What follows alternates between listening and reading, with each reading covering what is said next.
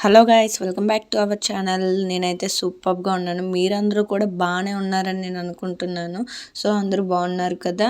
So welcome back to our channel Nainshi Purvika. So ఈ curry చూడగానే ఏం కర్రీ అని అనిపిస్తుంది కదా. సో వీడియో మొత్తం చూడండి, మీకే అర్థమవుతుంది. సో కర్రీ కూడా టేస్ట్ అయితే బాగుంటుంది.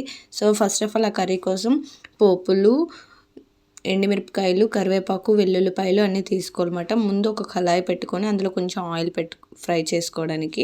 అలాగా అప్పుడు ఇందులో ఆయిల్ హీట్ అయిన తర్వాత ఆ పోపులు, కరివేపాకు, ఎండుమిర్చి, ఎల్లుల్లిపాయలు మొత్తం అన్నీ వేసేసుకోవాలన్నమాట.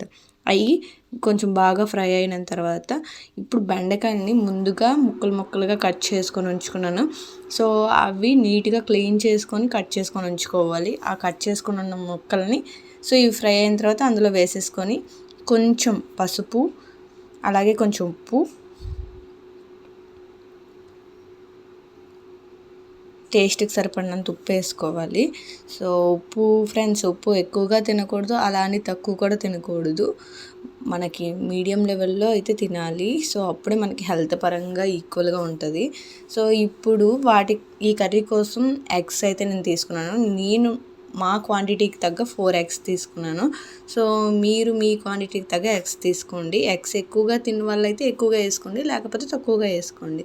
సో 4 ఎగ్స్ ఒక గిన్నెలోకి అయితే చూడండి పగలగొట్టి ఉంచుకున్నాను.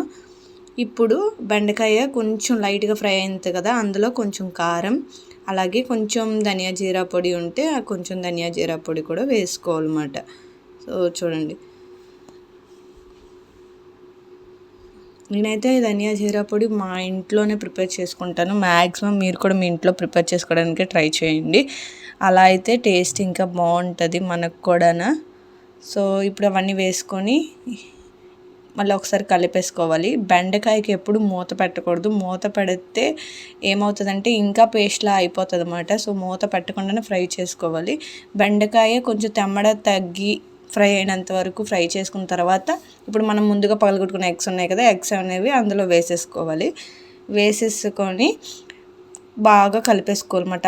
ఎగ్స్ బెండకాయ కలిపి పూర్తిగా దాన్ని ఇది పట్టేంత వరకు, ఇది దాన్ని పట్టేంత వరకు బాగా కలిపేసుకోవాలి. సో చూడండి, ఎగ్ ఉడుకుతుంది కదా లైట్గా, మనకి ఎగ్ ఫ్రై చేసినప్పుడు ఎలా ఉంటుందో అలా అవుతుంది కదా. సో చూడండి, ఎగ్ అలా ఫ్రై అవుతుంది కదా. సో ఫ్రై అవుతుంది, పూర్తిగా కలిపేసుకున్నాక ఎగ్గు బెండకాయ కొంచెం ఫ్రై అయినంత వరకు దాన్ని ఇంకా ఫ్రై చేయాలన్నమాట.